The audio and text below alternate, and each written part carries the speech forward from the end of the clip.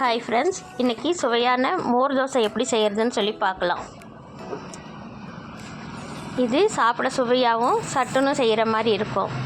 இதுக்கு ஒரு கப்பில் 1 கப்பு துவரம்பருப்பு, இன்னொரு கப்பில் 1.5 கப்பு பச்சரிசி ரெண்டையும் 2 டைமு கழுவிட்டு 3 மணி நேரம் ஊற வைங்க.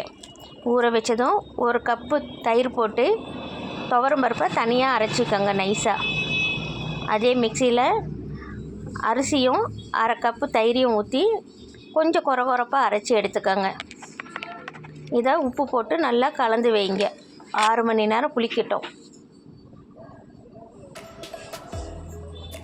இப்போ ஒரு வாணலியில் எண்ணெய் ஊற்றி கடுகு,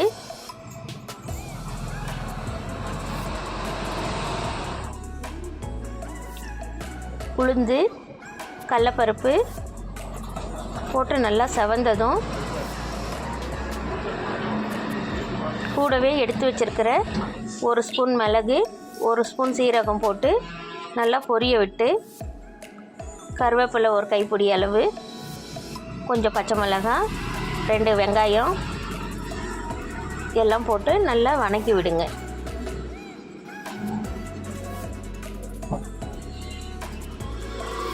இது நல்லா வதங்கின பிறகு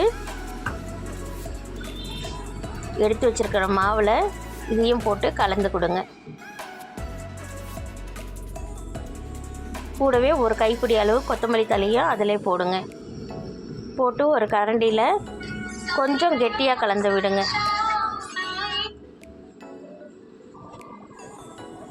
தோசை மாவு அளவுக்கு தண்ணியாகவும் வேண்டாம், இட்லி மாவு அளவுக்கும் வேண்டாம். இந்த மாதிரி ஸ்ட்ரக்சர் இருக்கிற அளவுக்கு கலந்து விடுங்க. இந்த பதம் கரெக்டாக இருக்கும். கூடவே உப்பு பத்தலைன்னா கொஞ்சம் கூட போட்டுக்கோங்க. போட்டு கலந்து விட்டு 2 கரண்டி மாவு தோசைக்கல்லில் ஊற்றி,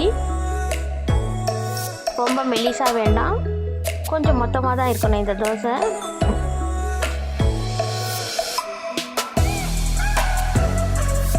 ரெண்டு ஸ்பூன் எண்ணெயை சுற்றி ஊற்றி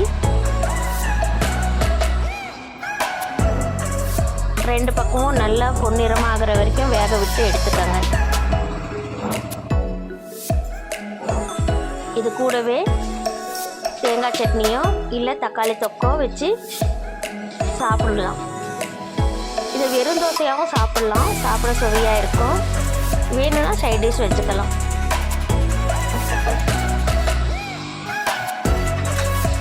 சுவையான மோர் தோசை இப்போ ரெடி ஆகிடுச்சு.